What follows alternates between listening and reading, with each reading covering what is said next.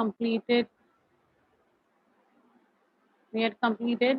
uh, till the ideologies of Darwin, and we are now going ahead with the modern synthetic theory that we had to continue. We had completed the A part, and now we're going ahead with the B one. So sure, I'll share the presentation and we'll have a quick recap of whatever we had done in the last class. So you would come to know that what had we done. So I'm sure you do remember this, but still. So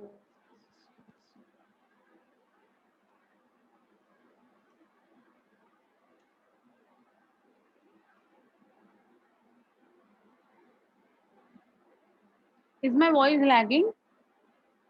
Is my voice lagging, beta? No, na. Beta, just check your connection because my connection is fair enough. It's not showing any. It's not showing any difficulty with my connection. So please check your connection, beta. Okay. Yeah. So in the last class, we had completed the first part of this. I'll just quickly have a recap of that. Okay, beta. Okay, fine. Thank you. Yeah. So I'll just go back to last lecture, whatever we had completed.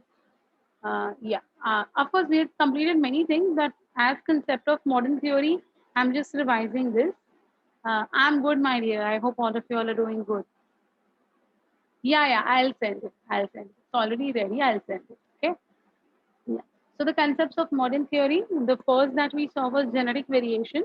In genetic variation, we saw 5 different reasons for the genetic variation. The first that we saw was gene mutations, right? And I told you that details of gene mutations will be done by Sir with yours, na? So would go ahead with that. Has he completed with the mutation part? Has Sir completed with the mutations in Principles of Inheritance chapter? Or no, I don't know. I mean, that's why I'm asking you all. Is it done with you all? Types of gene mutations in Principles of Inheritance chapter? Okay, then Sir will take care of that. Okay, so it's a long chapter. It's going to go on. I know that.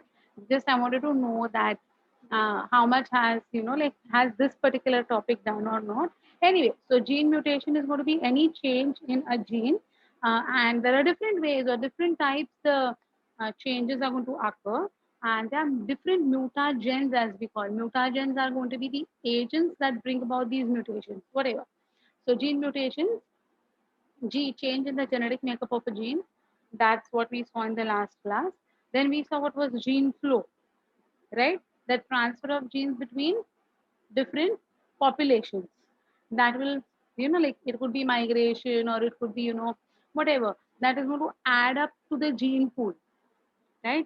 So I had shown you the picture, you remember, of the bird, the blue and the red one. They, interchange. And this is how the gene pool is going to be formed. Genetic recombination is what is happening in you and me even now, right? That is your crossing over that's taking place. Genetic drift, that's what I told you. I had given you the example of Lata ji. मैंने आपको example दिया था है ना कि she didn't marry, so that gene that's going to be the reason for her melodious voice has remained confined in her only. It cannot be passed on to the next generation. So that is your genetic drift. That gene is going to drift along with her. There is no one to which it will be passed on. Correct? But in nature, when we say, then we have seen the example of those insects before mating only they got killed. So the genes couldn't be transported from one generation to the next. But to be very practical, मैंने आपको लता जी का जो example दिया था last class में उससे आपको genetic drift definitely समझ में आया होगा right and last one is again chromosomal aberration I have told you that there is a cri du chat syndrome मैंने आपके साथ लास्ट क्लास में एक्सप्लेन किया था बेटा that cry-do chat is crying like a cat wala syndrome which is caused due to the loss of the long arm of chromosome number 5 in human beings, right? So these were the things which I had discussed in the last class with respect to modern synthetic theory. Okay, so first is about the genetic variations that we have seen. The next that we are going to talk today, yeah, these were the things that I was talking about, this particular gene mutation, gene frequency, genetic drift, chromosomal aberration, genetic recombination is what we were talking about just now, right? And now, with respect to natural selection, how the modern synthetic theory has been, put forward is something that we have to look into. Okay? So, shall we move with our current discussion? That is modern synthetic theory based on natural selection. It is a fundamental and the only operating mechanism of evolution. So, what does natural selection say? That it is the fundamental, it is the basic, and it is one common operating mechanism for evolution that is taking place. Okay? See, it is a link between changes in the environment and also the changes that are taking place in the genetic makeup. So it's a link between environmental changes and genetic variations of the species attempting to survive and reproduce. See, so natural selection is saying each species, each organism, each individual is in a struggle. Struggle for what? Struggle for existence. Everyone is struggling for survival. Look at you and me as of now, right? This time of our life has become so crucial that we all are literally struggling for our survival, right? We all are struggling. We don't go out. We go out and we come back, we take a bath immediately, though we have bathed in the morning, right? So wherever we go and we come back, we have to take a bath. We have to, keep the hygiene, use sanitizers, whatever we are doing. Why are we doing this? This is definitely attempting to survive. Yeah, it's very true, beta. है ना? So this is what is seen in everyday, like you and me also. So this is what your natural selection is saying, in fact. Okay. It brings about evolutionary changes by favoring differential reproduction of genes that bring about changes in the gene frequency from one generation to another. So as I said, the next line of generation or the next generation which is going to be, uh, being brought about, they would not have this much of difficulty as we are having. Why? Because by that time, that particular gene in us has already, attempted to survive now.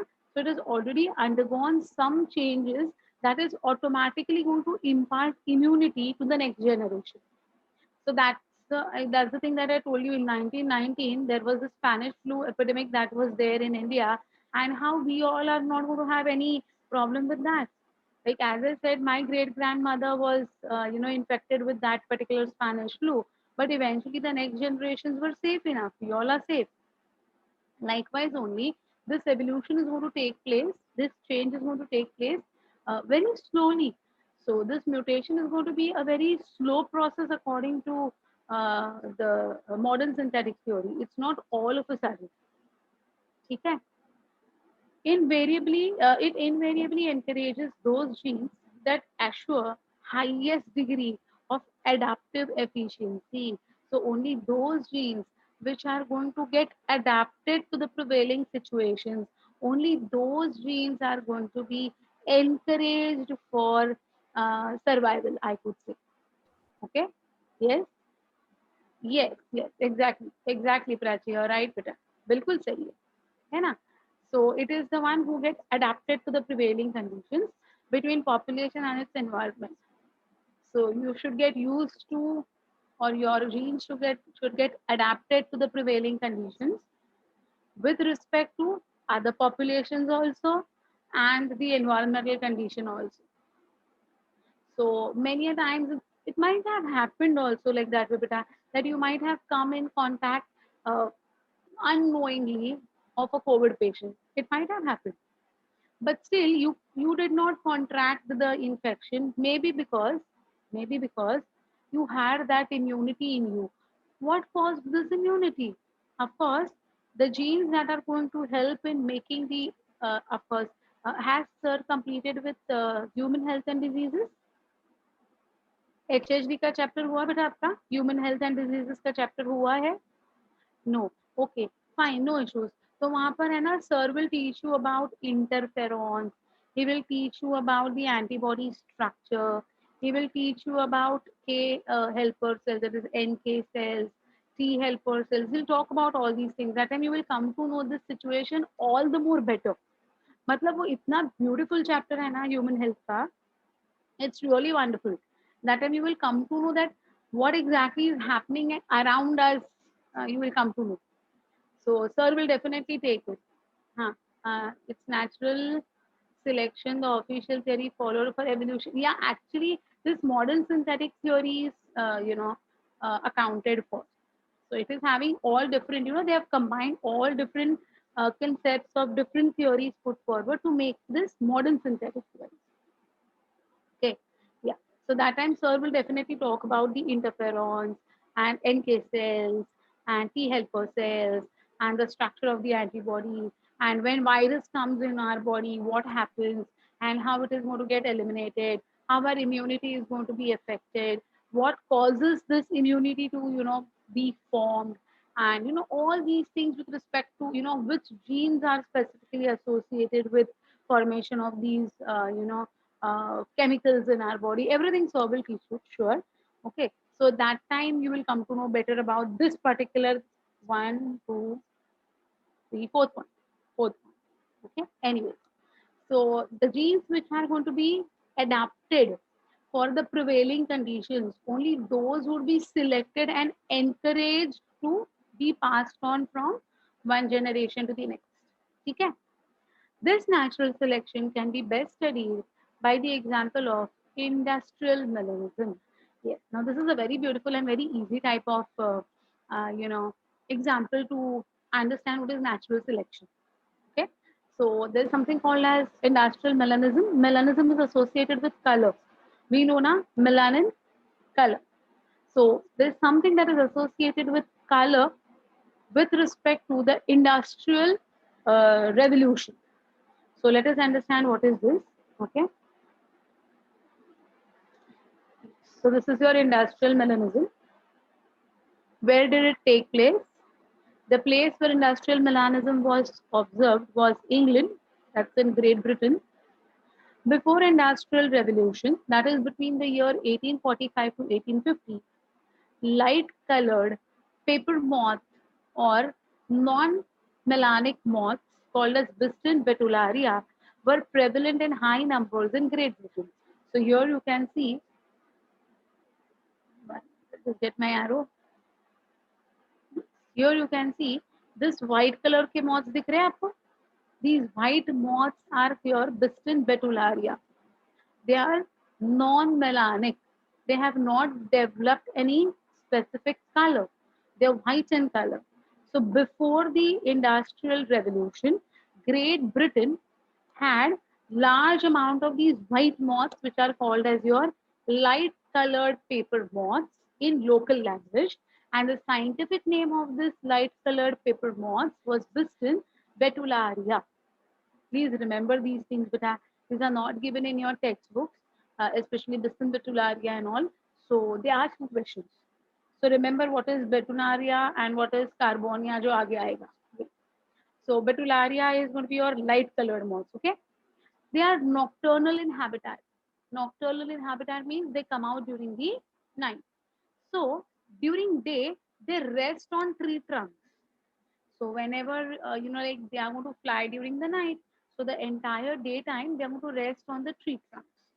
Okay. Now see what happens.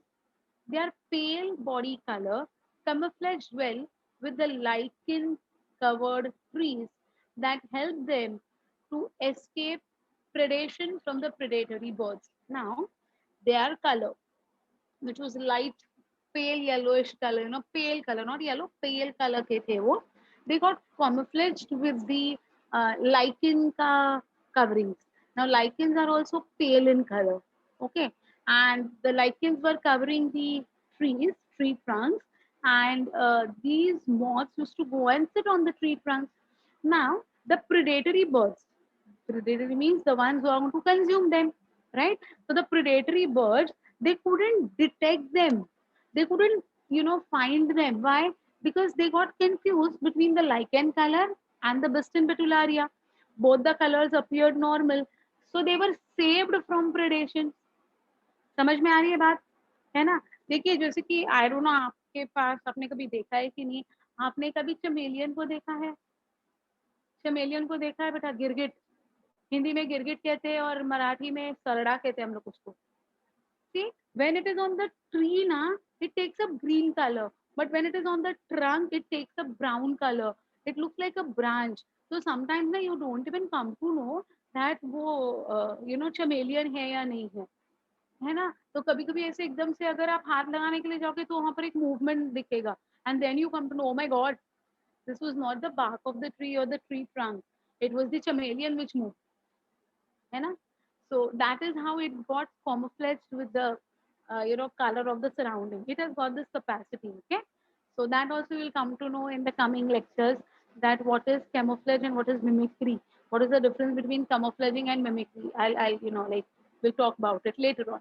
In the same way, these white colored or light colored paper moths, which used to rest on the tree trunks covered with the lichens, they could camouflage. They got camouflage, so they couldn't be detected by the predatory birds. Understood what happened before industrial revolution? So before industries actually came into full-fledged revolutionary mode, उसके पहले, so 1845 to 1850 के बीच में. Okay. On the other hand, on the contrary, the black colored paper moths, or we call them as melanic moths, which are Biston carbonaria. नाम से पता चलेगा. Carbonaria means blackish color. Correct? Blackish brownish color. Resting on the lichens covered the tree trunks, were very conspicuous and were easy victims for the predatory birds. Hence, they were very rare. So, if on that pale colored lichen के background के ऊपर अगर ये dark colour का moth जाके बैठ गया तो क्या होता था? प्रेडेटरी बर्ड्स उसको देख पाते थे, लाइट कलर्ड वाले को नहीं देख पाते थे. So they used to come and they used to predate on the dark moths, that is Biston carbonaria. Therefore, whose population was more? The light ones or the dark ones? Whose population was more, beta? Yes. हाँ. Exactly, beta. Same. The camouflaging के वजह से ही होता है वो. Yes. Okay. So the dark ones were predated and the light ones were more in number, right? Ah. No. That is because of the color combination. Okay. So ये पूरा tree trunk है, उसके ऊपर व्हाइट कलर का lichen का पूरा एक layer है, उसके ऊपर डार्क मॉथ भी बैठा है और लाइट मॉथ भी बैठा है. तो कौन दिखेगा? लाइट के ऊपर डार्क शेड दिखेगा ना बच्चा, है ना? So that dark one used to get easily predated and therefore dark ones were less and light ones were more in number. But what happened later on? See, later on what happened? Later on, during industrial revolution, large number of industries uh, came up in Great Britain, which released black sooty smoke, killing the lichens growing on the trees. We know that lichens are, like indicators of air pollution. You know this, right? So wherever there's going to be air pollution, lichens won't be able to survive in those areas. So because of this industrial revolution, because of this sooty smoke or because of this black smoke that was, then emitted in Great Britain, the lichens got killed. Very good, Komal. Yes. It is SO2 pollution. Very good. Yes. So the lichens got killed. Now what happened? Now the tree trunk का original color came into existence, which was dark in color. Tree trunk are dark. Tree का trunk देखिए आपके इधर भी balcony में से दिखता है, आपके विंडो में से दिखता है, तो कैसे है? डार्क ब्राउन कलर का है ना बेटा. तो वैसे ही लाइकेंस का कवर पूरा निकल गया. Lichens got killed because of that industrial revolution. And what happened? Now these light coloured paper moths, right, they could be easily seen on the dark background while the dark colored got camouflaged now. हाँ या ना? समझ में आ गया? उल्टा हो गया ना अभी. लाइकेंस का पूरा लेयर हट गया तो अभी डार्क कलर का जो ट्री का ट्रंक है उसके ऊपर दोनों बैठे हैं, ब्लैक वाला भी बैठा है और लाइट वाला भी बैठा है. But because of this industrial revolution, what happened? The black moths or the dark moths, as we say, now they became inconspicuous. And who became conspicuous? Who could be viewed? Who could be easily seen? The light ones. Correct. उल्टी situation देखो, situation change होने में बहुत ज्यादा देर नहीं लगती है बेटा.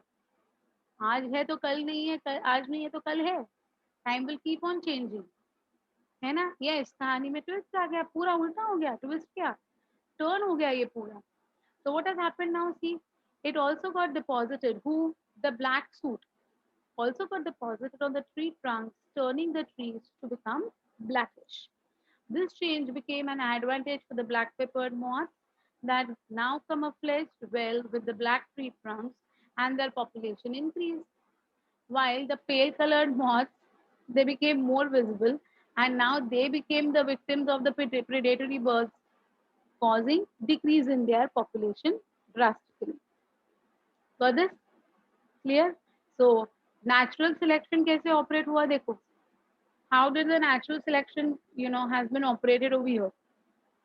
So in areas where industrialization did not occur, that is in rural areas, the count of melanic moths was low. This shows that in a mixed population, those that can adapt better survive and increase in population size. Right? Remember that no variant is completely wiped out. सारे के सारे मर जाएंगे variants, ऐसी बात नहीं होती बस. वो अडाप्ट हो जाते हैं. चलो fine. Okay.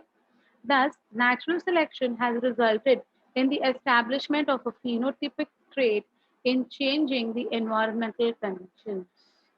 So in this way, the balance became completely ulta. And of course, in the rural areas where industrial melanism was not operative, there the light peppered moths or the Biston betularia were still predominant.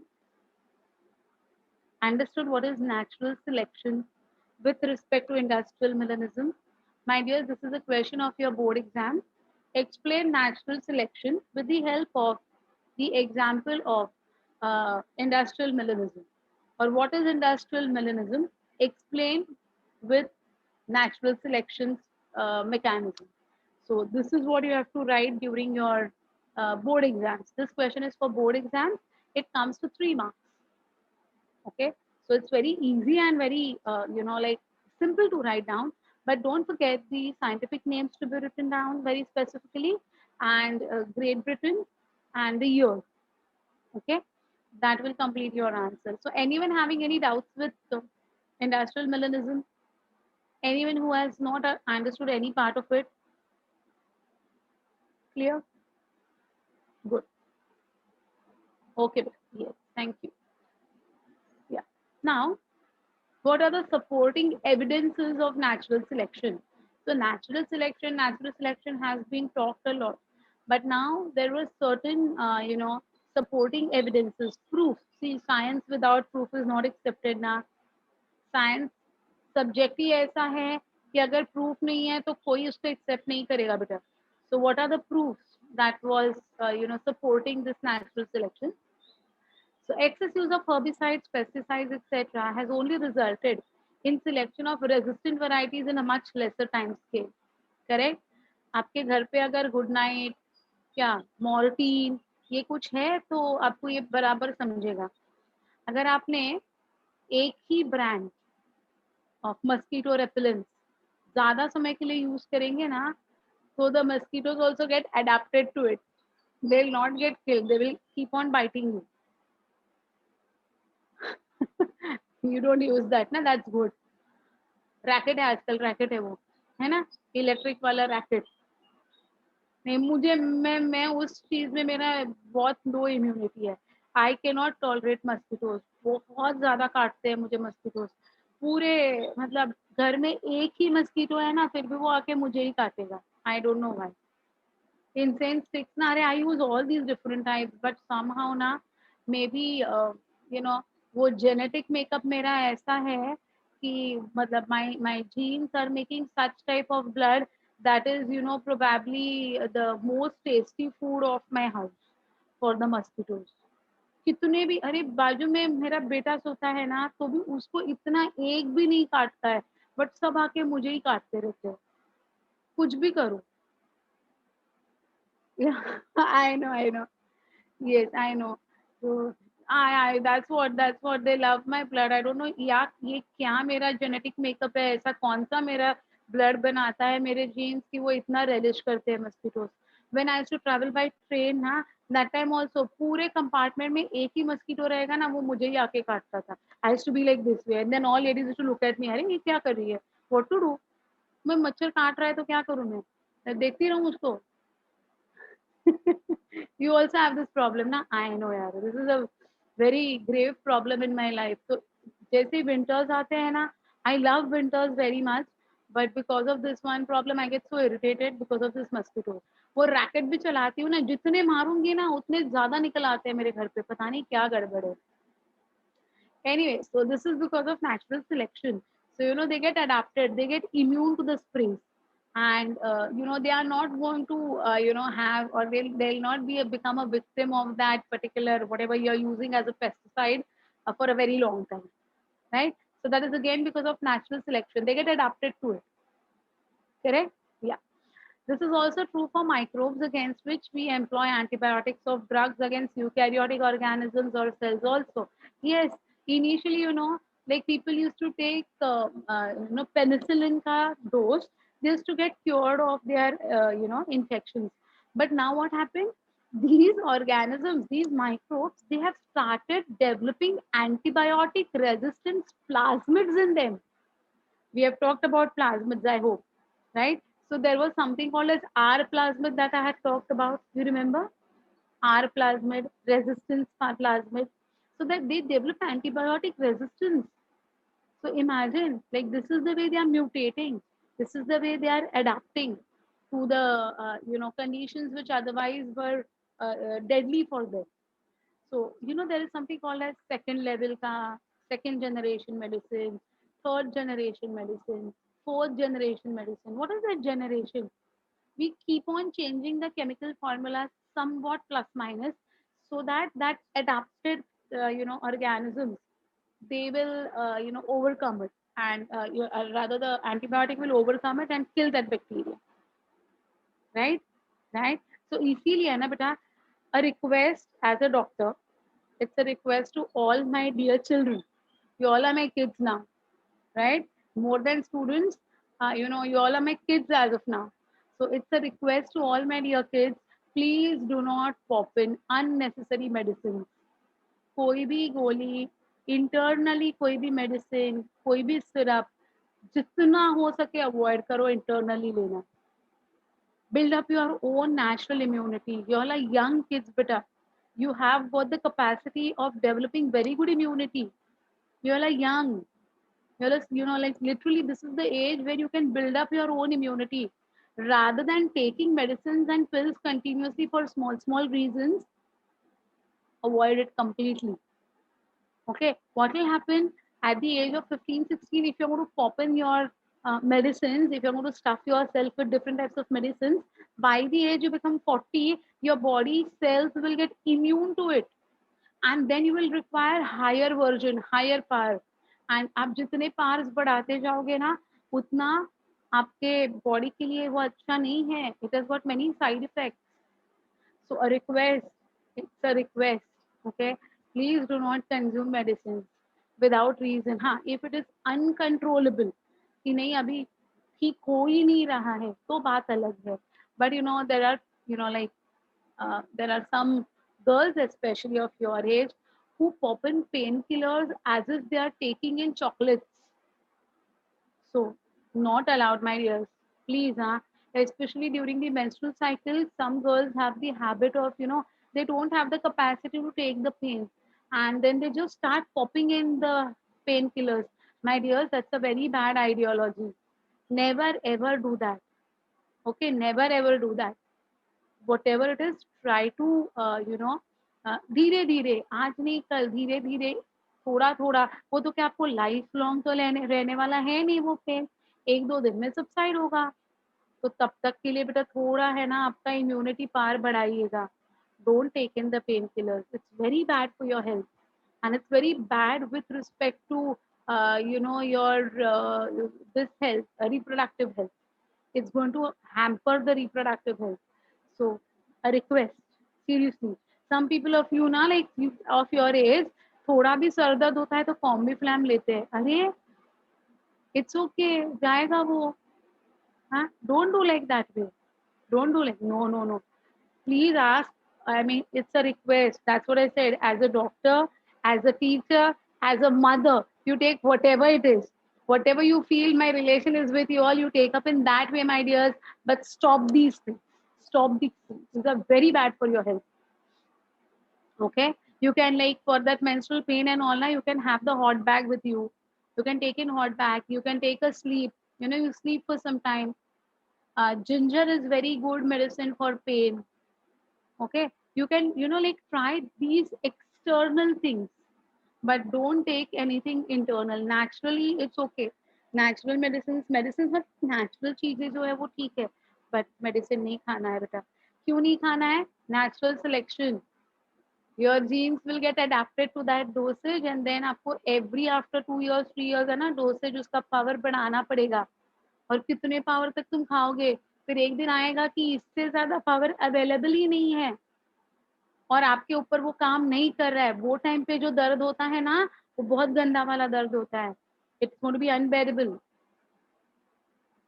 हाँ, applying external application is fine बेटा. External application is absolutely fine. No harm with external application. That's okay.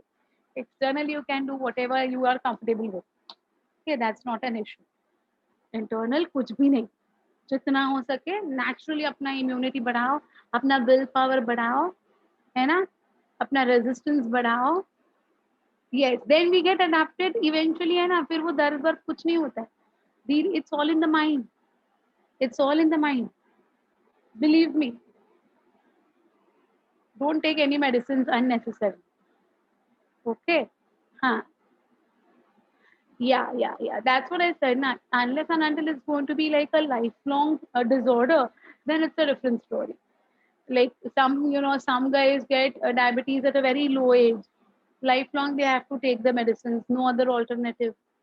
Right. Blood pressure का problem आजकल तुम्हारे as के बच्चों की भी blood pressure का प्रॉब्लम हो रहा है. I have got 2-3 patients who come up with BP का प्रॉब्लम विद मी. अरे 13-14 साल के है नहीं और इनको ब्लड प्रेशर डेवलप हो रहा है. सी. सो stress, it's a lot of stress, unnecessary stress. No need of that stress. Obesity, stress, है ना. All these things are going to be one of the reasons. आज अगर उसको मैं टेल्मा 20 रेकमेंड करती हूँ, after 2 years I have to administer that boy with Telma 40, then I have to add up a 10-20. तो 2-3 pills BP को control करने के लिए मुझे देने पड़ रहे हैं. छोटे छोटे बच्चे हैं वो, 13-14-15 साल के बच्चे हैं वो. So be very careful with your health बेटा, क्योंकि natural selection operative है, right? Yeah. So hence resistant organisms are cells appearing in the time scale of months or years and not centuries. So it's not taking very long time for these the resistance organisms to develop or the resistant cells to develop. It's not taking centuries. It is taking months or years. Within 2 years, I have to give double power of Telma to that guy. Telma is the medicine for BP. You might have heard about it. Telmisartan is the scientific name. Anyway, there are examples of evolution by anthropogenic action. What do you mean by anthropogeny? Do you know anthropogeny क्या होता है? It's an English word. Anthropogeny. Can anyone tell me? No. अरे, come on. You might have heard about this word anthropogeny. नहीं सुना?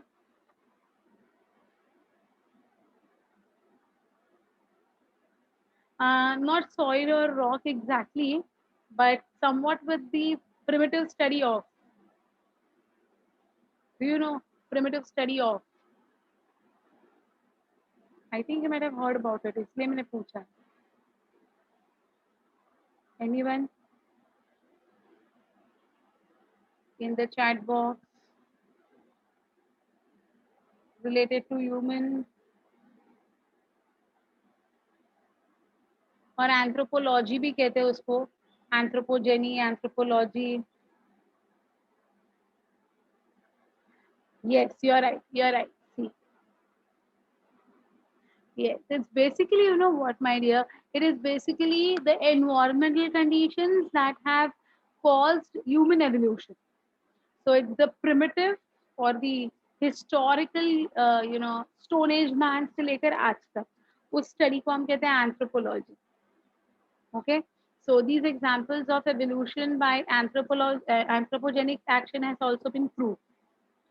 This also tells us that evolution is not a directed process in the sense of determinism. That means ऐसा नहीं है कि ये करना है तो उस direction में evolution हो रहा है. जैसे environmental conditions prevail कर रहे हैं, according to that there is going to be modification. See, for example, what is determination or determine or determinism? That today I want to make gulab jamun. For example, I have got a goal. What I have to make gulab jamun. For that, then what are the steps I have to do? It's going to be a ordered or directed way. But I don't know what I have to, what I have to make. I'll just search what ingredients I've got, and whatever is there, according to that, I'll have to make whatever is going to be available. So it's something like that way. It is not a determined way of, to achieve a goal. So all these evolutions have occurred because of what, how the conditions are prevailing. Okay, it is not a determined और focus thing कि इसको ऐसे बनाने का उसको वैसे बनाने का, ऐसा कुछ नहीं. ठीक है, so it is also not going to be directed process in the sense of determinism.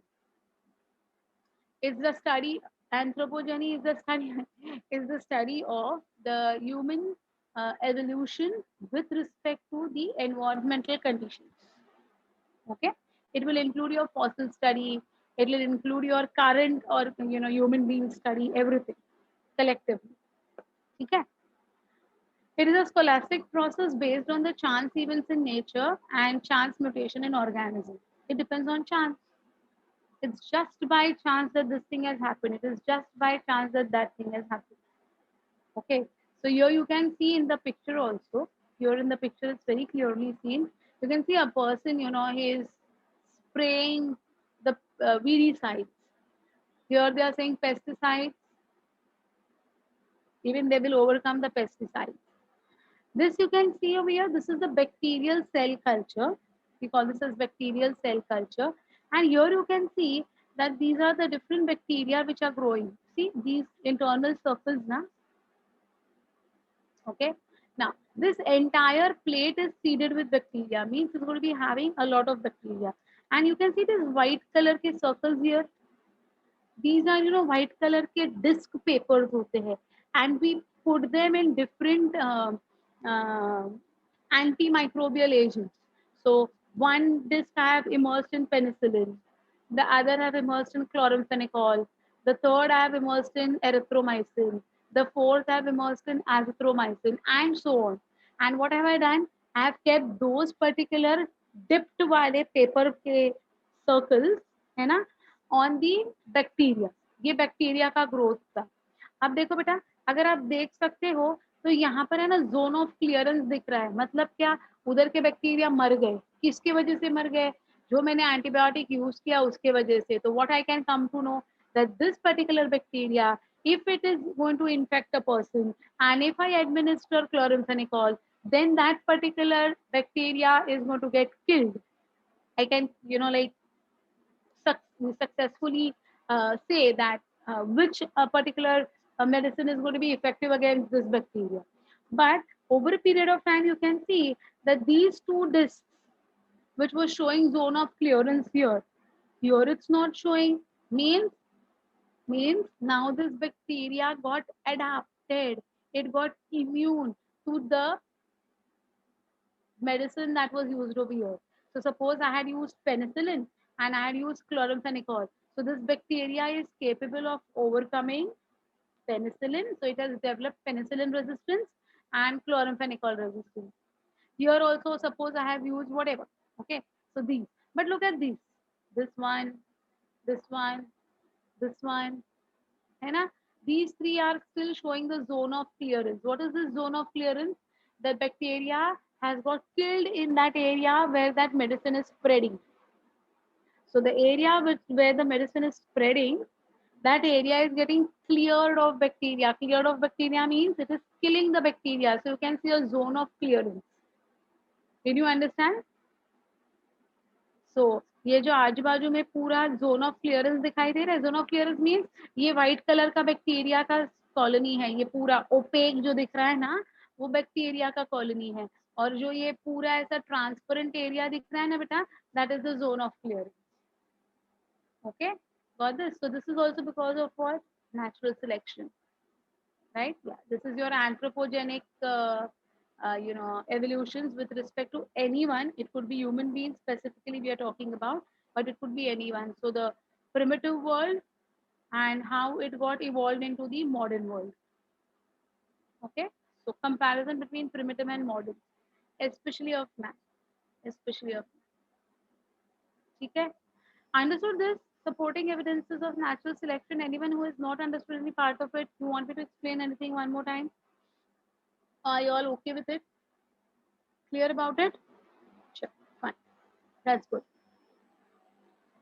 Then the C, or the third part. So first was your gene mutation.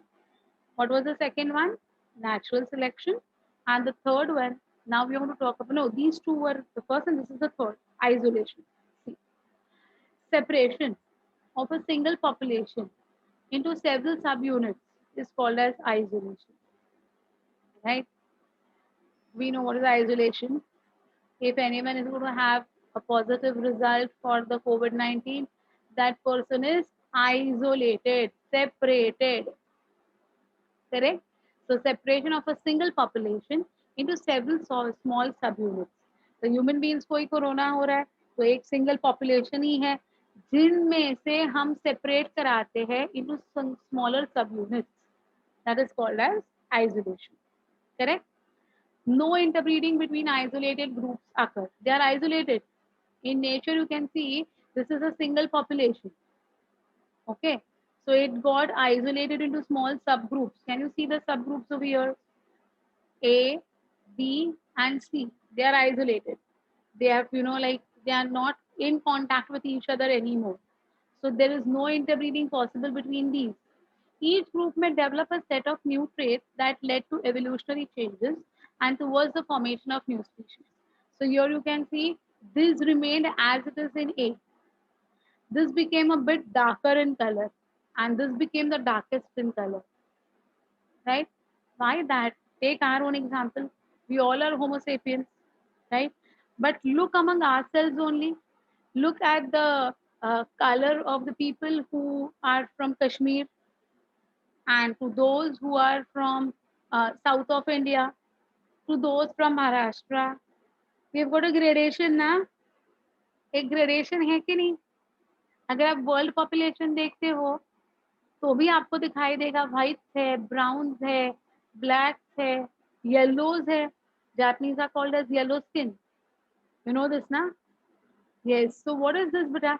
They have adapted to that particular level of melanism because of the prevailing environmental conditions.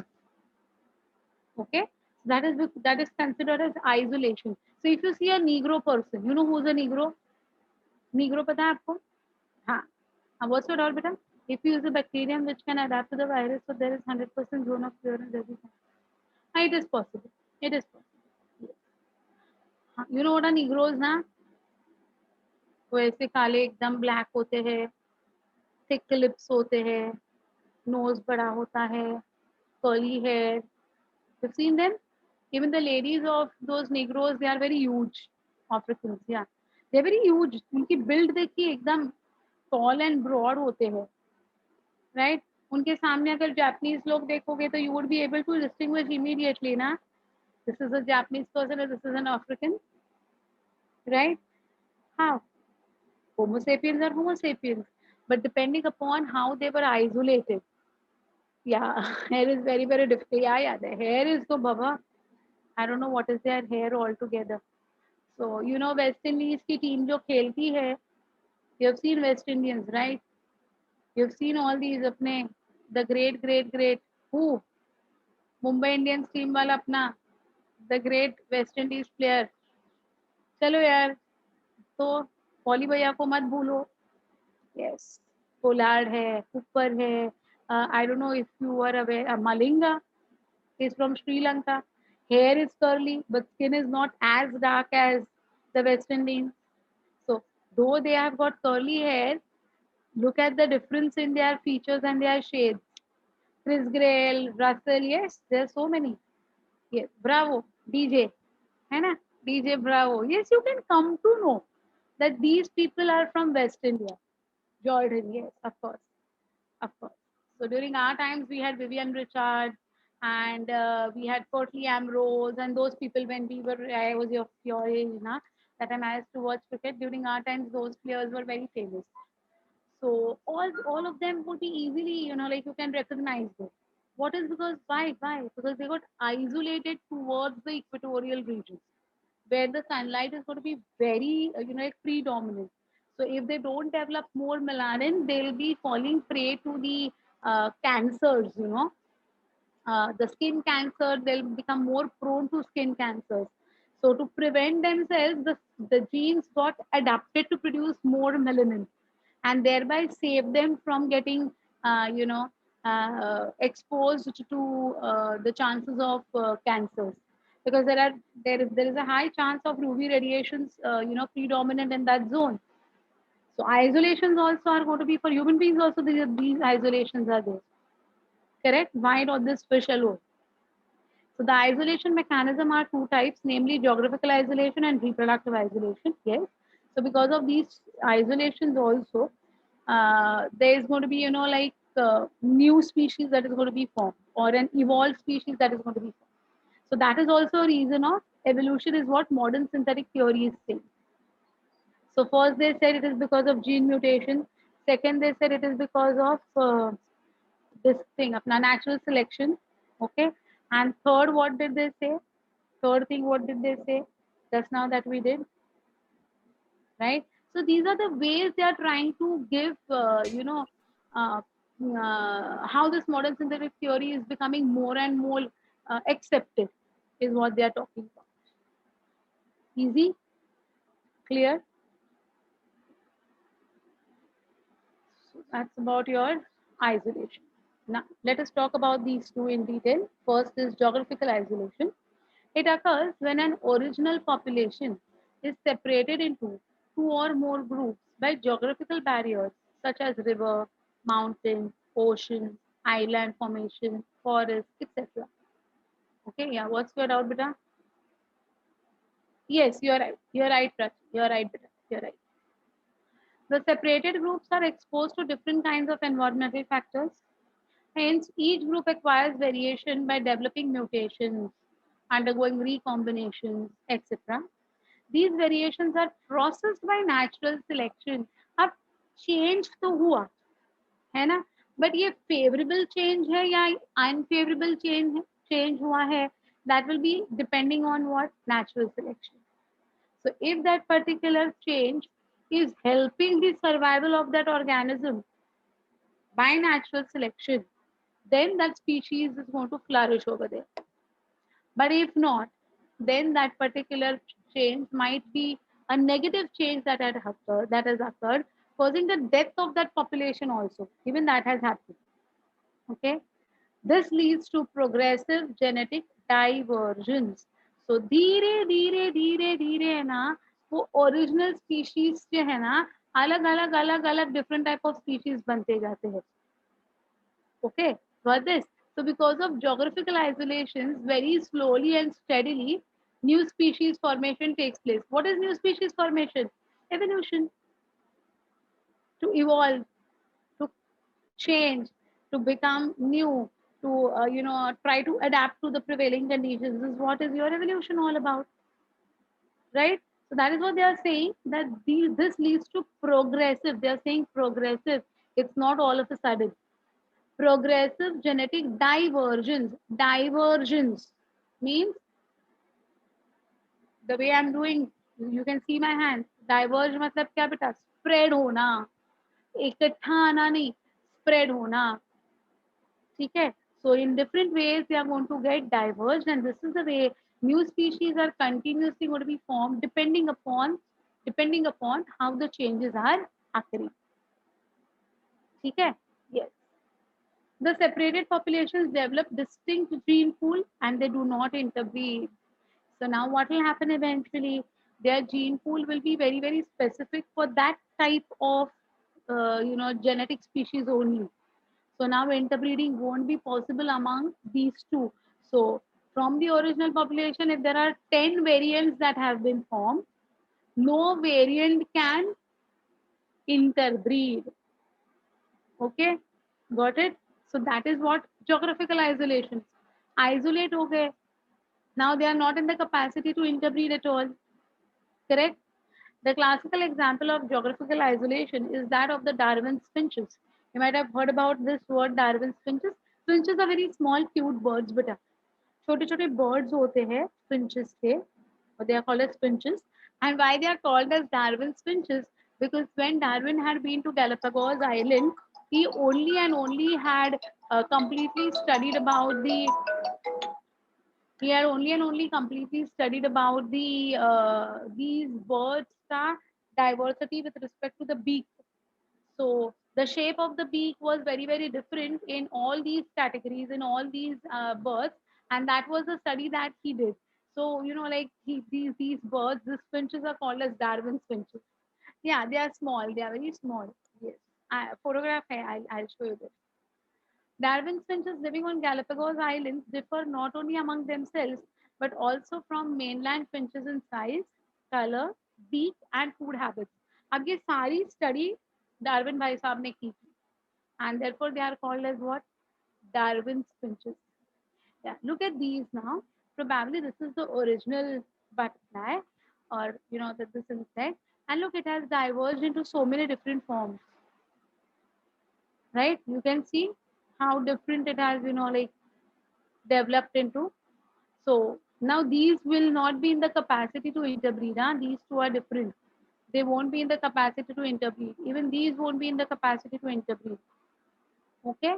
So they have moved from their natural original genetic pool to a new genetic pool. Okay. Yeah. Any difficulty in this, my dears? Any difficulty in these particular points which I have given for geographical isolation on this slide? Easy? Okay. Yes. Now, what is reproductive isolation? Yeah, now here the photographs itself will tell you the entire story. It's a very beautiful photograph actually. So reproductive isolation is brought about by the change in the genetic material, gene pool, and structure of the genital organs. Okay. So because of this, the reproduction is not going to be favored between these two organisms now. It prevents interbreeding between populations, whether they are geographically isolated or they are living close together.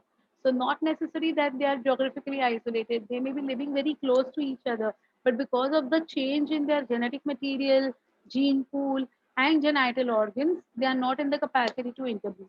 So, see over here, this is temporal isolation. In that reproductive isolation, there are few you know types in which you can see this flower is saying that wake up, it's time to release the pollen.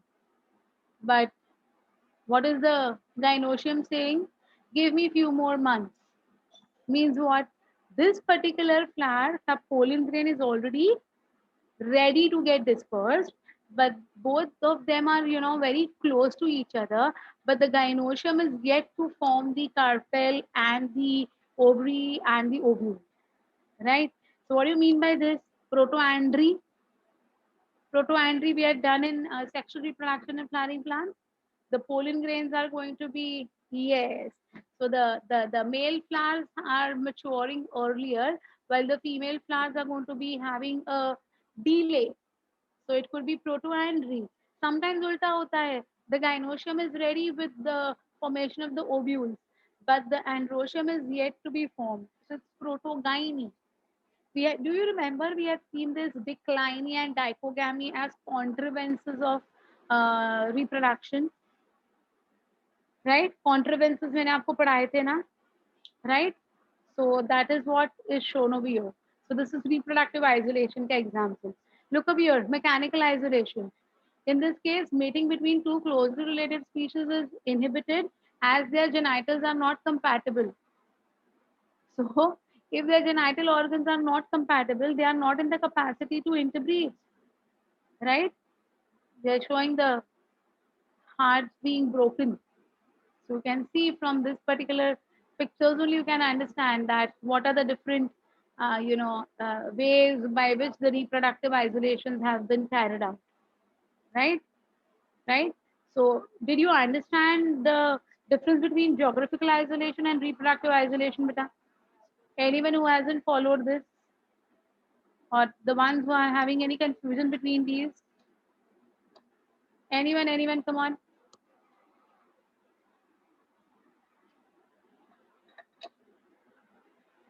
Clear? Sure. Good. Fine. So then we go ahead with the next one. That is types of isolation mechanism. Okay. So how can this isolation be carried out? What are the different mechanisms that are implied for this isolation? Okay. So first they are saying pre-mating. Huh. Does this causes any new species to? No, because they have originated from the same species, but now they are two different species which cannot interbreed. That is what they are saying. Okay, fine. Yeah. What are the types of isolation methods? The first they are saying is pre-mating or pre-zygotic isolation mechanism. So in habitat isolation, members of a population living in the same region occupy different habitats. Okay, so what happens over here? See, in this particular pre-mating में, in habitat isolation में, members of a population living in the same region occupy different habitats. Okay, thus potential mates do not meet. So what will happen? They are in different habitat means probably one is in aquatic condition, one is in terrestrial condition. So there is no scope of mating. That is your habitat isolation. In seasonal isolation, what happens? See, so members of a population attain sexual maturity at different times, thus preventing interbreeding. That is protogynry or protogyny as we saw just now. In ethological isolation, members of two population have different mating behaviors. Okay, this prevents interbreeding. So these are all, like before the interbreeding has taken place. उसके पहले के events है, मतलब उनमें इसीलिए interbreeding कभी होगा ही नहीं. There is no possibility of any interbreeding between these organisms because of this isolation mechanism. Okay, so these all come under your pre-mating. So which are under pre-mating? Habitat isolation, seasonal isolation, ethological isolation, and mechanical isolation is what we are going to talk about. In mechanical isolation, the members of two population have differences in the structure of the reproductive organs. So interbreeding is not possible. Okay, so these are the four reasons or these are the four mechanisms wherein there is no scope, there is no chance of interbreeding. Did you understand this? Get me? Right? Look at it. Post mating or post zygotic isolation methods means mating has taken place.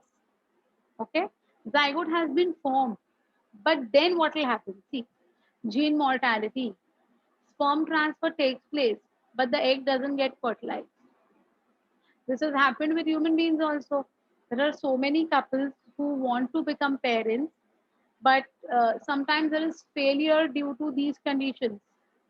The sperm transfer has taken place, but probably the egg is not yet formed, or the health of the egg is not supportive for fusion or something like that way. So it is post fertilization, right? So gene mortality, gamete mortality.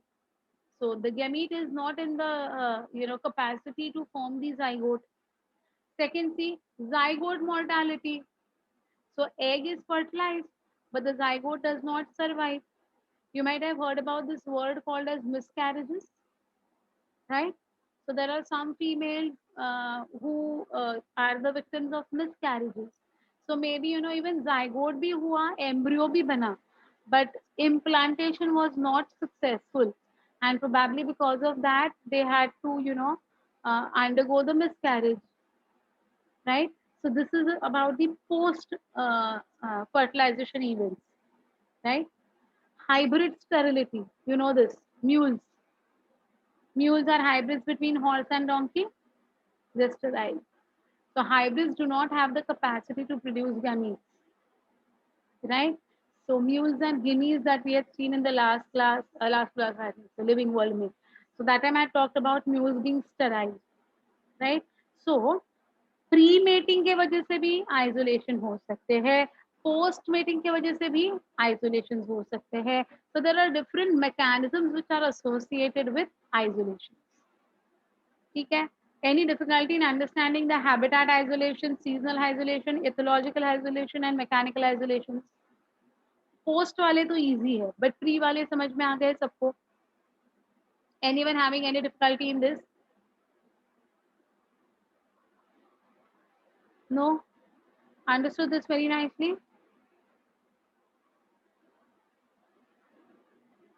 Okay, fine. If you all have understood, I'm happy. Okay. Now we move biological evidences. So how biological evidences have proven something called as the natural selection. Hybrid should be in pre. No, hybridization has taken place. The organism is already born, right? The organism is already born. Why this window has popped up? Has it gone? I'll close that window. That irritates, and it's coming right in between us. So, yes. So hybrids में mule is already a hybrid. It's made. वो जो खच्चर होता है, we have seen it. It's born. It's an organism, right? But it is not in the capacity to produce gametes. So it's going to be a post only. ठीक है? हाँ, yes, yes. Yes. Let's come to biological evidence. Okay, evidence that evolution of life forms has indeed taken place on Earth has come from many quarters. The present day complex forms have originated or evolved from the simple forms of the past, is what we have already seen in the last to last wala lecture, the first lecture that we saw, the Urey and Miller's experiment, right? We have seen that how chemically धीरे धीरे धीरे धीरे एक एक species का birth होता गया, एक एक organism का birth होता गया, right? Process of evolution is supported by evidences provided by various branches of biology, such as paleontological evidence, comparative anatomy, embryology, and molecular biology. So these 5 evidences from biological evidence point of view has been proposed by many biologists. So whenever it comes to biology, it's going to be with respect to what? The DNA. Correct? So let us understand each of them in detail. Which are the 5? Paleontological, comparative anatomy, embryology, and molecular biology. Okay, under biological evidence. So first is paleontological evidence. You know what is paleontology, na? Fossil study. Paleontology is fossil study. So fossils are remains of hard parts of life forms found in the rocks. Fossils are formed in sedimentary rocks, amber, volcanic gas, ice, peat bogs, soil, etc. There are so many areas where fossils are going to be found, right? Rocks forms sediments, and a cross section of Earth's crust indicates the arrangement of sediments over the other during the long history of Earth.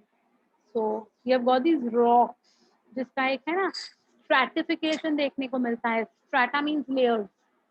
So when you cut that rock na, you can actually see the lowest layer, फिर middle layer, फिर upper layer, uppermost layer. That way you can see the entire, बड़ा वाला sandwich दिखाई देता है आपको, right? So the development in the field of geology reveals that the primitive forms of organisms occupy the lowest layer. Of course, most primitive वाले सबसे नीचे जाके बैठेंगे, correct? And the advanced forms of organisms occupy the upper layers of the earth during fossilization. So already the most primitive was over here. उसके बाद जो आया वो इधर सेटल हुआ, उसके बाद वाला इधर, उसके बाद वाला इधर. तो ऐसा एक बड़ा बड़ा बड़ा बड़ा ना उस स्ट्रेटा दिखाई देगा अपने रॉक्स में. Some of them appear similar to modern organisms. They represent extinct organisms like the dinosaurs. So we all know that dinosaurs have become extinct, and now the remains of them are going to be found in this fossil. A study of fossils in different sedimentary layers indicates the geological period in which they existed. So depending upon where that fossil was found, which strata, which layer, at which depth that particular fossil was found, we can find out the age in which they were existing. Okay, so this is called as your fossil study, paleontological study. Fine. So the more, the deeper you get the fossil, right, the specimen of fossil, that much primitive or older would be that particular organism. So कौन से era में, कौन से epoch में, कौन से time scale में वो present है, that can easily be found out by the geological studies. So this geological studies is also a very, uh, a branch of science only they consider it, because they're going to get many fossils extracted from different areas. Just recently, few days before, I guess I had read something about a fossil that was being, currently found, which belonged to Miocene era or something. I don't remember. Carbon dating. Yes, yes, Neha, you're right. So the study showed that life forms varied over time, and certain forms are restricted to certain geological time spans only. So which are going to be found when? We have got the details of them as well, which we'll be studying ahead. Evidences from fossils are sound, direct, and reliable. They are described as true witnessed or documents of evolution. Because if there was nothing like that way, then that fossil would not have been found only. Since the fossil is directly being found, that means कुछ तो था जो fossil बन गया ना. There was something that was there. So it's a direct evidence. It's a direct 100% sure type of an evidence or a proof. Yes, this existed. Therefore, it has become fossilized. Therefore, they are saying it's direct and it is reliable. There is no question mark. Fine. So that is your paleontological evidence. First one. Any difficulty in understanding paleontological evidences? Anyone? Go ahead. Types of fossils. Fossils fall under three main categories. First is going to be the actual remains. You can see the photographs only. The photographs itself will reveal the entire content. See, they are generally formed in deep oceans. Whenever the plants or animals die, their dead bodies sink to the bottom of the sea. Here, either body or its hard parts get surrounded by minerals, which we call them as, they get a layer of or the coating of minerals on them, and they form the stone parts. They become a part of the stones, huge stones. Okay. Another way of formation of actual remains is incorporation of the entire body or maybe a part of the body in ice. Even today, those geologists who are on like that expenditures to the polar regions, or those who go into Himalayas and all, and if they excavate the snow over there, they still get lot of fossils there and in intact conditions, because ice is going to be acting like a preservative. The decomposition of the dead bodies does not take place in ice. Na? So they are going to be found in as it is form also, which are few thousand years ago that were buried in that deep ice caps. So even today, there are many people who go there for excavations, and they do get many such fossils in those snow-laden areas. Okay, so here you can see that this is actually a rock. This is actually a rock, but this particular skeleton has become a part of this rock. Correct? Very clear. You can see now. Here also you can see this. See this? Probably it was a bird or something like that. You can see the beak over here. This is the eyes, and probably these are the feathers and the legs. Can you see this? And it has been a part of this particular rock as well. How beautiful the photographs are, na? So these are the actual remains. So types of fossils, we first that we talked about is the actual remains, right? Look at the second type. Second type is molds. So you can see this is a mold. The molds of cakes and ice creams, we know about it, na? So something like this only, molds are going to be formed. See, a mold is an impression of the body parts left on the soft mud of the oceanic floor. So here you also you can see probably this is a shellfish or something like that way who has made its imprint or a mold. Look at this. Look at this. See, you can see so many organisms which have left the molds over here on this a piece of stone that was then found out. Correct? So this is mold. And there are casts. What happens in casting? See, when the cavities of the molds get filled with minerals, it hardens into stones and forms the casts. So here you can see castings. So castings are going to be, like in a cake mold, when you bake a cake and you turn it up and down, you get the design of the mold. So the cake will have the design of the mold, something like that. So casting is filling the molds with minerals and getting an imprint of it so that you get the, mold casts. So actual remains, molds, and casts are the three different ways the paleontological evidences have been preserved. Have you all understood this types of fossils clearly? No difficulty?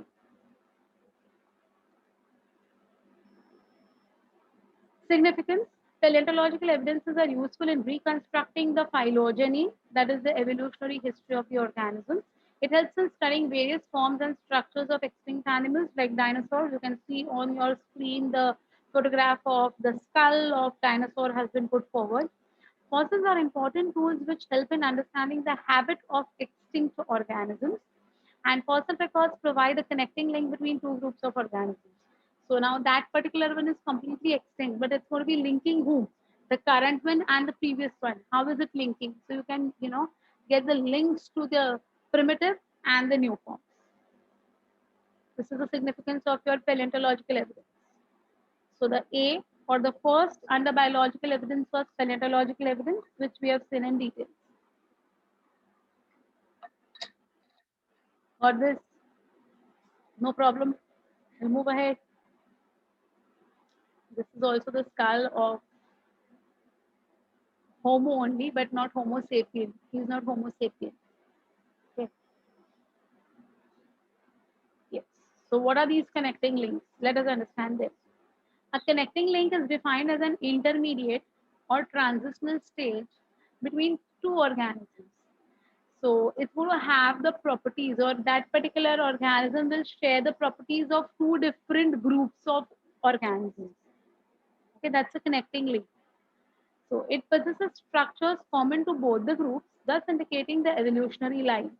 It is called the missing link. Okay. Example, Simoria.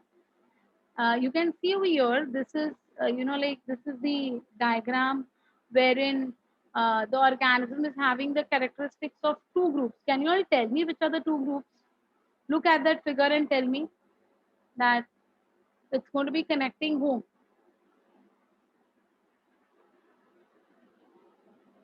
Can you all tell me? Look at the figure and tell me. Of course, it's going to be Pisces, as you can see. Pisces, fish के जैसा कुछ तो लग रहा है, और यहाँ पर क्या लग रहा है आपको? And see, there's something over here. Yes, yes, exactly. Yes, beta. So Simoria, then Ichthyostachia, Archaeopteryx, etc. We have to, this Archaeopteryx has got extinct very recently. It has got extinct very recently, right? Let us see what are these. So see, Simoria and Ichthyostachia. You can see Simoria. How does it look like? See, Simoria lived about 350 million years ago. It is regarded as a connecting link between amphibians and reptiles. So you can very clearly see it looks somewhat like an amphibian. and somewhat like a reptile. So it's a connecting link between reptile and amphibian. Okay, who? Simoria. It laid eggs on the land, but was structurally like an amphibian. Its Stoichsagia is a missing link between fish and amphibians. Look at it. Look at the face. इस Stoichsagia का face देखिए बेटा, ये वाला part देखिए. It looks much like a fish, na?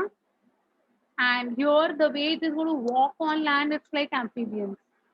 So these questions have been many times asked, that who is the link between whom. So be very careful with these answers. Okay. Ichthyostagea is going to be between fish and amphibians, and Simoria is going to be between amphibians and reptiles. Amphibians remain common in both of these examples. See, in your books, they have not given the photographs. In your books, they have only given the names. But just reading it would be like fish and amphibians. It becomes very difficult to correlate. So I've given the photographs of these as well. Yes, you are right, beta. Yes, Devang. Very correct. It looks like that only. Right? Got it? Yes. ये देखो ना, इसका face तो मुझे पता नहीं lizard के जैसा ही दिख रहा है, ये वाला.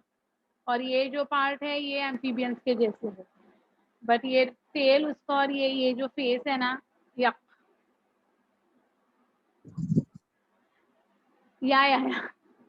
yes, frog kind. Yes, Himanshu. Yes, but it's like the same, like they were there, they were formed. Look at this Archaeopteryx. As I said, we have to study in detail about Archaeopteryx. Your books are only talking about Archaeopteryx. Okay, Archaeopteryx is the connecting link between birds and reptiles, as you can see, and thus shares characteristics of both classes. It has a long tail like reptiles, supported internally by several caudal vertebrae. So the tail is going to be supported by your caudal vertebrae as it is seen in reptiles. Scales were present on the body. Bones were solid and not pneumatized. The birds going to have pneumatized bones, na? Pneumatic bones होते हैं ना, hollow bones. Pneumatic means hollow. So birds will be having hollow bones. They don't have hollow bones. Okay. The first fossil specimen was discovered in the year 1861. It is still preserved. Even today, it's preserved in the British Museum. Birds are evolved from reptiles. We are going to talk about who evolved from whom eventually. So birds have been evolved from reptiles. Okay. Huxley rightly called the birds as glorified reptiles. So the reptiles which are beautiful, okay, glorified, they are birds, is what Huxley has called them. Archaeosaurus, the second fossil, was found in the year 1877. It's kept in Berlin Museum. It's also an example of your Archaeopteryx only. So you can see how does this look like now, this Archaeopteryx, right? Bird and reptile. Okay, got this? Connecting link समझा क्या होता है बेटा? Yes. Then we come to comparative characters. So reptilian characters of Archaeopteryx, what are they? Jaws with homodont teeth. Reptiles also have jaws with homodont, means only one type of teeth. We are heterodonte, na? Molars, premolars, incisors. कुछ होते कि नहीं हमारे में अलग अलग, की सब सेम ही होते हैं, अलग अलग है ना? Yes. Canine, right? Yeah. So we are heterodonte, but reptiles are homodonte. They have same type of teeth. They do not have any demarcations. Ribs with single head, abdominal ribs, somewhat like those seen in the crocodiles. The forelimb, which is modified into wings, and the three digits ending in distinct claws, a feature of the reptile. The hind limb had 4 digits terminating into clawed digits. Okay. They fly? No, they cannot fly. They can fly, but they cannot fly for a very long time because they do not have pneumatic bones. Okay, so you can see these, see this distinct claw-like feature. Look at this homodont teeth. Can you see this? Birds do not have teeth, huh? Birds have got beaks. They do not have teeth. But Archaeopteryx, that share the properties of reptiles they have mentioned over here. Yeah, see, homodonty. Correct. What are the comparative characters which resemble the birds? So avian characters, feathery exoskeleton, skull bones completely fused, cranium rounded with large orbits and single condyle, single condyle है उनमें, jaws modified into beaks. So they don't have teeth, but their jaws are modified to form beaks. Forelimbs modified into wings. Limb bones have their first toe that is opposable. Opposable means they can hold like this way. Okay. Foot with clawed digits. So they have got these like birds. You can see it is sitting on the branch of the tree with its clawed digits. Correct? Huh. The one beak is way too sharp. Yeah. Yeah, so that is what a link, na. Therefore, we call it as link. So look at this. This looks really good, ना. ये जो Archaeopteryx का photograph है बहुत beautiful है ना. Yes. You're right, Devang. You're right. Even that is the major reason that pneumatic bones help in flight. Those birds which are not having pneumatic bones, it's not possible for them to fly. Flightless birds, as we call them, right? Okay. So even this is Archaeopteryx का exoskeleton है बेटा. ये देखो ये feathery exoskeleton है Archaeopteryx. ठीक है, तो कंपैरेटिव कैरेक्टर्स समझे. अब ये आपके बोर्ड एग्जाम्स में है ना, 2 मार्क्स के लिए आता है. Write down any 4 characteristics which the Archaeopteryx shares with the reptiles or the Archaeopteryx shares with the avians. So accordingly आपको 4 पॉइंट्स लिखने हैं 2 मार्क्स के लिए, या फिर वो आपको डिस्टिंग्विश बिटवीन देते हैं. Distinguish between the avian characters and the reptilian characters of Archaeopteryx. Then you have to write 4 points for that each.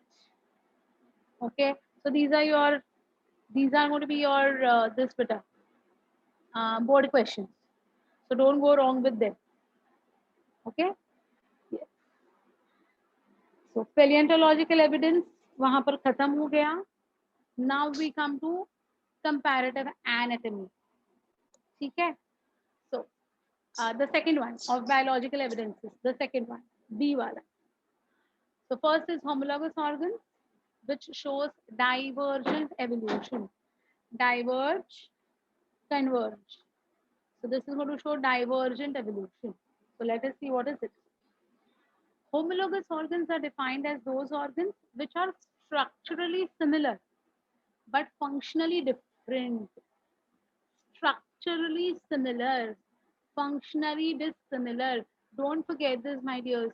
So there is homologous, which is one word, which is associated with similarity in structure but dissimilarity in function. Okay. This phenomenon is called as homology. Homology indicates common ancestry. Homologous organs have a lot of significance in evolution as they help us to understand the relationship. Okay. Further, they always led to the divergent evolution. That is the forelimbs of terrestrial vertebrates such as frog, lizard, bird, bat, horse, whale, and man. You can see over here, all of them have been shown over here. Okay, so the homologous organs have proven divergent evolution. ठीक है. किन किन में divergent evolution दिखाई देता है? Frog, lizard, bird, bat, horse, whale, and even man. Okay, in all these cases, means whatever examples we read just now, in all these cases, morphologically, the forelimbs are similar in construction, but they're dissimilar in functions. Correct? Correct?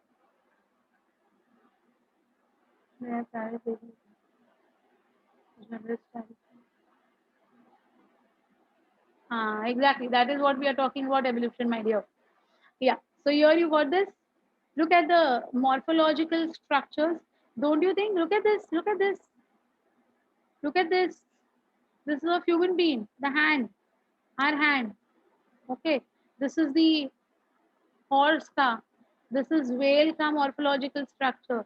This is turtle. Turtle looks so much like us. Frog, है ना? Birds. They have got similar type of structures, morphological structures, but their function is completely different. The function that we do with our hand, right, is not going to be done by the horse or the bird. Correct? Correct? It's not possible. So that is homologous organ ke bare mein. That is showing divergent evolution. Yes, my dear. Convergent will be exactly ulta. Okay? Yes, yes, yes. You are right, my dear. So I'm going to go that also. I'm going to tell you about that as well. You understood what is divergent evolution? Diverging with respect to the function, but similarity in their structure, morphological similarity in their structure. Right? Okay. Yeah. In frogs, they are useful in hopping. In lizards, they are helping in crawling. In birds and bats, they are helping in flying. In whales, that same structure is helping for swimming. And in man, for gripping the object. Right? You can see very clearly, frog also has got ulna, radius, and carpal. Lizard also has got ulna, carpal, radius. Both have got humerus. Even bird has got humerus, ulna, radius, carpal. Right? So all of them have similar morphological structures, but their functions are totally different. आप कुछ समझ में आ रहा है? What is divergent type of evolution? Correct? Structurally similar, functionally different. Any difficulty in understanding this part, beta? Homologous organs and divergent evolution. Anyone who has not followed any part of it? No? Got this? Good. Yeah. Look at this. Cheetah and human, rather all mammals, share similarities in the pattern of bones of forelimbs. Though these forelimbs perform different functions in them, they have similar anatomical structures. All of them have humerus, radius, ulna, carpal, metacarpal phalanges in forelimbs. Yes, structurally they are going to be very much same. Yes, है ना? So see, this is of man, cheetah, whale, and bat, but the functions are very, very different. Other examples of homology are vertebrate hearts and brain. You can see over here fish ka heart, amphibian ka heart, reptile heart, bird heart, and mammal heart. Look at this. Look at this. Brain. The brain of dogfish, bony fish, amphibian. Very clearly you can see here. Reptile, bird, small mammal like rabbit, and this is the horse ka brain. And imagine our brain also. It can be, if we place our brain over here, would you be able to distinguish between the horse brain and the man brain from the diagram? Yeah. So they would be structurally very much similar. Okay. So these are also the examples of homology, which are going to be showing the divergent type of evolution. In plants also, the thorns and tendrils of bougainvillea and cucurbita represent homology. You can see this, right? You know this. So tendrils of bougainvillea, these are the tendrils. है ना? And this is the thorn, right? So these are also going to be homology. They are also going to be structurally similar, functionally different. Bougainvillea and cucurbita.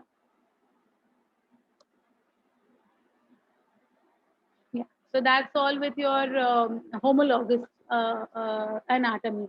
Now we come to analogy or analogous anatomy, which is going to be convergent evolution, just opposite.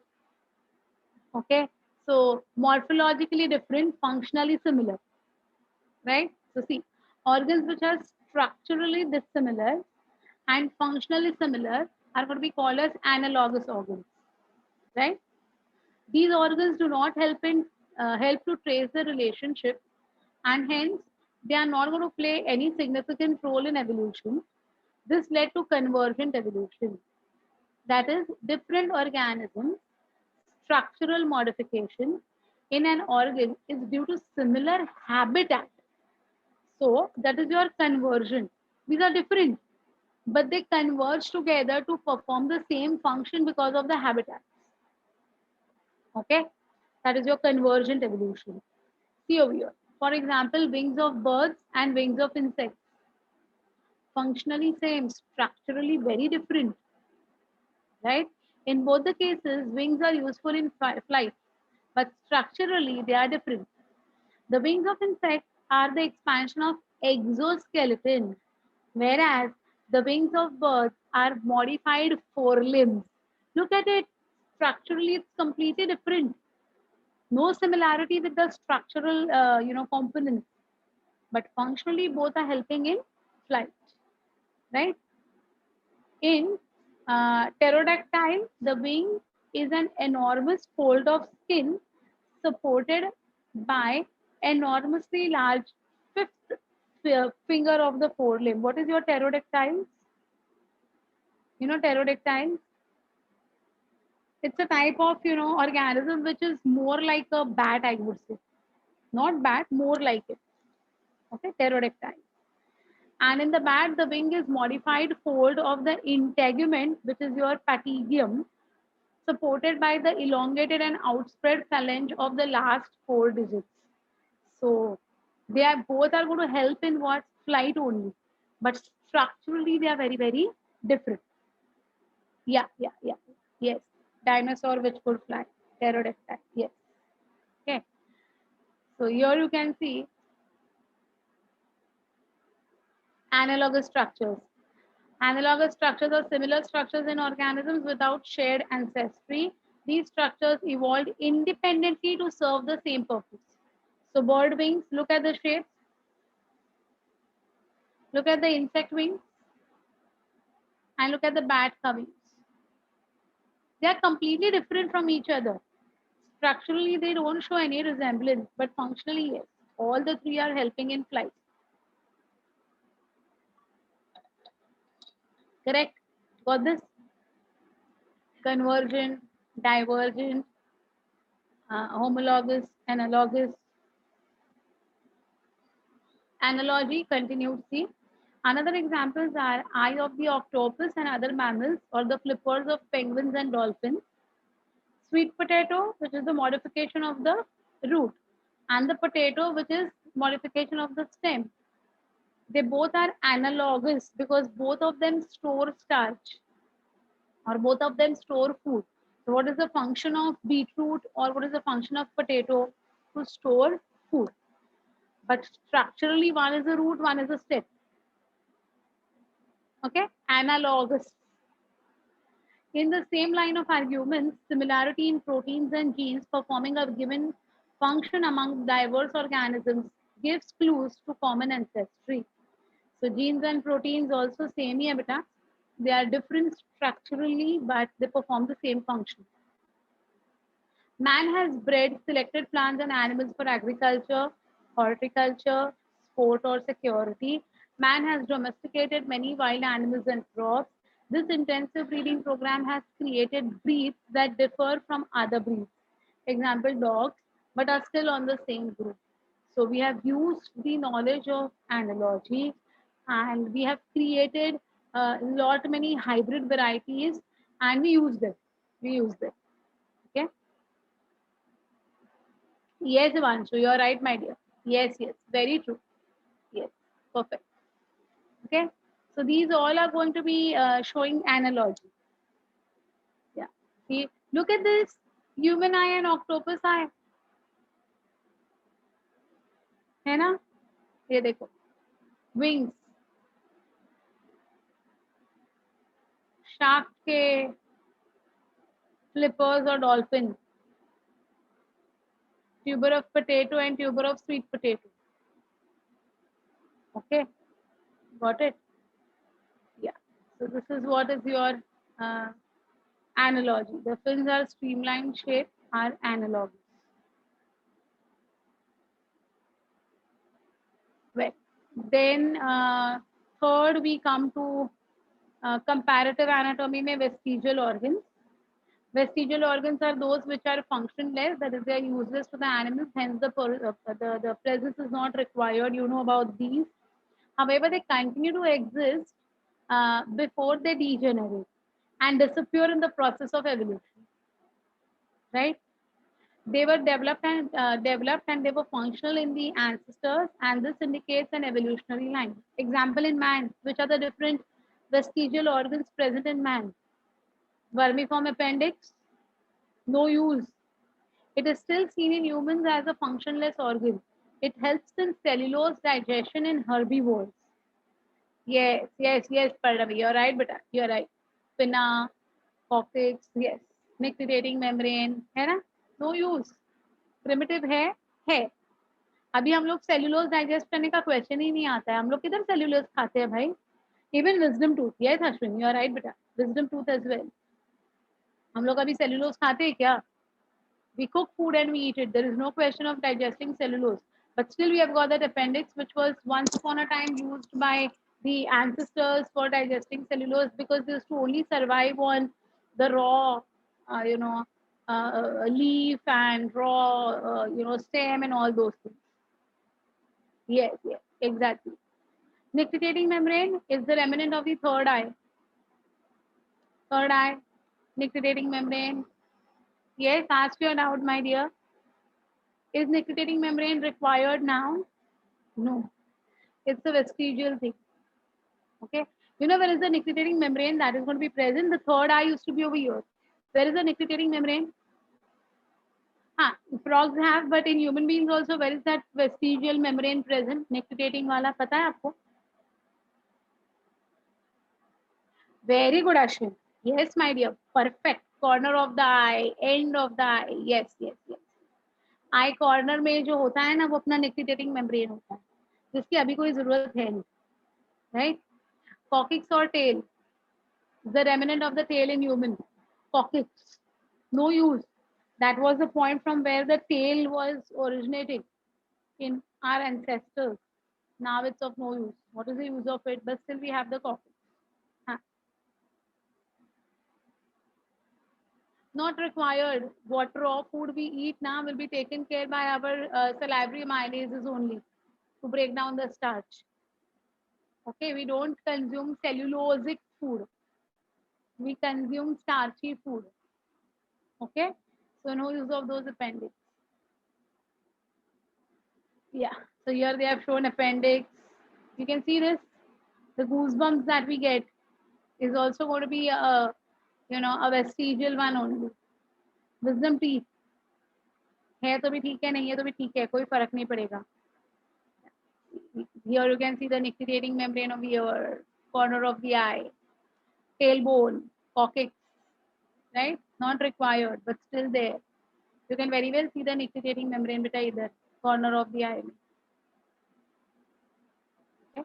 ये हमारा है, ये वाला, और ये जो apes का है. क्या ear pinna is also there? We will not in the capacity to digest lot of cellulosic food. We cannot digest. पेट में दर्द होता है cellulosic food खाएंगे तो. पाइनएप्पल का सेंटर कभी खाया है आपने? बहुत ज्यादा पाइनएप्पल खाते हो तो पाइनएप्पल का जो सेंटर का पार्ट होता है ना, इफ यू ईट दैट ना, पेट में दर्द होता है, उसको हमें थ्रो करना होता है. We have to throw it, we should not eat it. Eat the petally part, जो पेटल्स होते हैं ना साइड में, we eat that, but at the centre it's very thick and it does not have a good taste also, so that has to be thrown away. That should not be eaten because it's going to contain cellulose, and if you eat more of that, then पेट में दर्द होने लगता है because we don't have the capacity to digest the cellulose. Okay, well then so yeah, first was your paleontological evidence. What was the second one? Comparative anatomy, right? And the third one is embryological evidences. Yeah, exactly. You feel that you're chewing the grass. Exactly. Yes, Manchu, it's like very true. So we generally don't eat that. You have to throw the central disc of it. Okay. Embryological evidences. Developmental biology is the branch of biology that aims at studying the development of an organism from the egg to the adult. Okay. So how the embryos resemble each other of different species is something called as embryological evidence. Okay? When a comparative study of development in different sexually reproducing organisms is made, it is observed that the developmental pattern during early stages is similar in all organisms, suggesting a common origin. So, if you look at the embryos of different animals, they resemble each other so much that looking at the embryo, it's very difficult to come to a conclusion that this is the embryo of whom. I'll show the photographs as well. All living organisms in their early developmental stages show the presence of following distinct features. Development in sexually reproducing organisms begins from a single diploid stage, which is called as zygote, which is your fertilized egg. All. Let it be any organism. The life begins, or the first cell of the new generation is always going to be zygote. This is a common thing with respect to embryo. Correct? Zygote undergoes cleavage, blastulation, gastrulation. I hope you all remember all these things which we had done this in the last year. At the end of the gastrulation, three germ layers are formed, which give rise to various organs and organ systems. So ectoderm, endoderm, mesoderm. Embryos of different vertebrae, that is from fish to mammals, look alike, particularly with reference to gill slits, gill clefts, and tails. From these similarities, it can be concluded that all these groups have evolved from the same ancestral stock. If if they were not from the same ancestral stock, they would not show so much of resemblance among themselves. Okay. See, but this proposal was disapproved by Baer. He noted that embryos never pass to the adult stage of other animals. So they don't pass to the adult stage. The embryos will develop directly as offspring, and the offsprings will become adults. The embryos won't become adults. They don't pass to the adult stage. Okay. Well, so you can see the embryological evidences के photographs. Look at this.